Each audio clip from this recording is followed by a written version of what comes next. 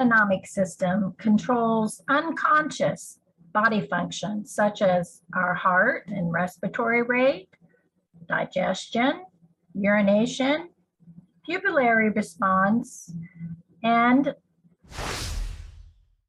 this includes our internal organs, including blood vessels, stomach, heart, and more. Our fight or flight response is dependent on this system. It helps us to cope with stress and any threats that come our way. And it returns our body to a normal resting state after a threat or stressful situation. In fibromyalgia, many researchers have found autonomic nervous system dysfunctions. We may experience lightheadedness, sensitivity to light and sounds, gastrointestinal issues, and palpitations. I've talked about our sensitivity to light and sounds in a previous video, and I'll talk about gastro issues in another, but in this one, let's begin with lightheadedness and other factors related to that. It's a common experience to have lightheadedness in fibro. First, it's important to make sure your sugar levels are good and that it isn't the cause, and to not do anything that might induce the lightheadedness or even worse, a faint. Dysautonomia illnesses are often found in fibro.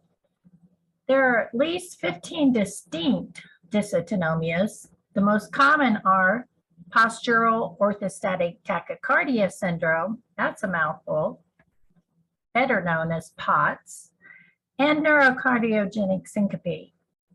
I put a link to the dysautomiaproject.org for more info on these conditions. According to Baptist Health, and I put a link below for them, neurocardiogenic syncope, or NCS for short, is a sudden drop in blood flow to the brain, often a reaction to overwhelming stimuli such as extreme emotional distress or trauma. Triggers can be intense emotion, the sight of blood, extreme heat, dehydration, a long period of standing, or intense pain, unquote. NCS can be a vasovagal response to stimuli or the nervous system slowing the heart rate and dilating blood vessels, resulting in low blood pressure, or what's known as hypotension, thus not enough blood flow to the brain, from my understanding.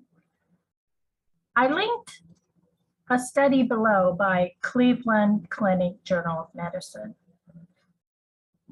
I was diagnosed with neurocardiogenic syncope with a tilt table test in the hospital by a cardiologist a few weeks before I was diagnosed with fibro in 2008. But first they did an electrocardiogram, and that was normal.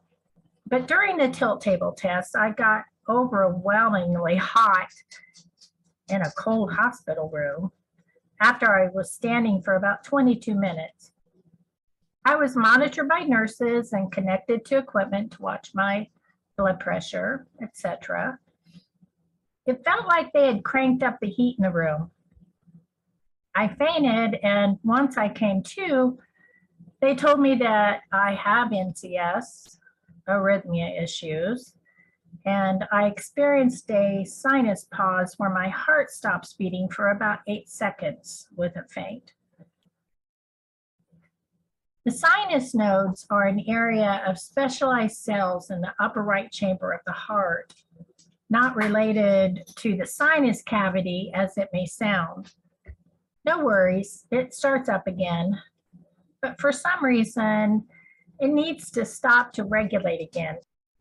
Apparently, the nerves that lead to the heart muscle and regulate the sinus node rate are to blame. For me, the triggers for fainting or near faints were extreme heat, extreme pain, moving too quickly from a seated position to a standing position, and for me, mostly in the morning, and standing for long periods. I say were because I'm one of the lucky ones who have not experienced a faint since medicated. Other triggers that I learned very quickly were flying in an airplane or being in high altitudes, like up in the mountains.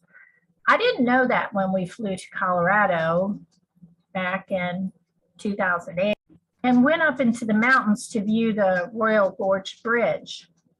I had an episode up there. I didn't faint, but I felt terrible, like nauseous, and I needed bed rest. I mean, I didn't even feel like talking. That's unheard of. Not really. But seriously, I was a mess.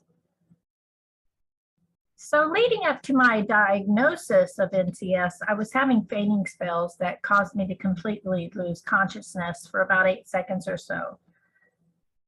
What's scary about that is you don't have control of your body when you faint.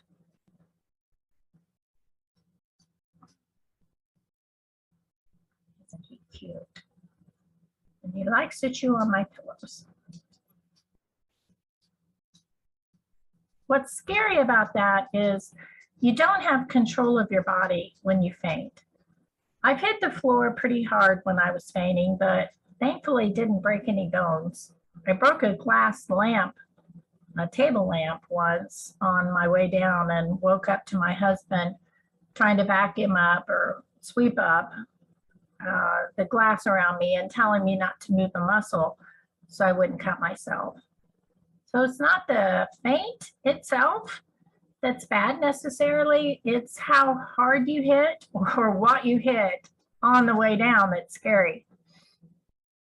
Once I got on medicine, I stopped fainting, but triggers can still cause the lightheadedness or feeling like the wind gets knocked out of you. People with fibro may also experience a debilitating condition called POTS, postural orthostatic tachycardia syndrome. A person with POTS uses 3 times more energy to stand than normal. Even minor movements around the house, including eating meals and showering, can be exhausting and increase symptoms. I put a link below to Standing Up to POTS. Or maybe you experience tachycardia, where you experience a fast heart rate.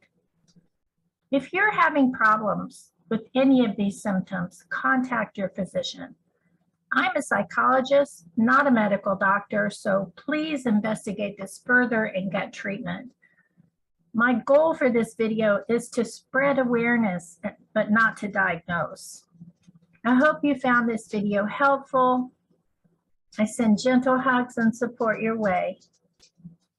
Have a wonderful day. Love you.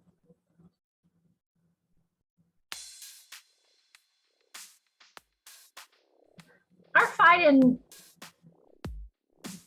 many researchers have found autonomic dysfunctions.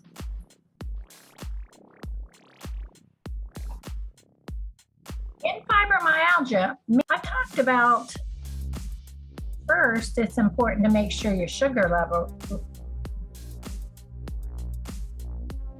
and I linked below, not related to the sinus cavity as it may sound. No worries. I'm going to do that again.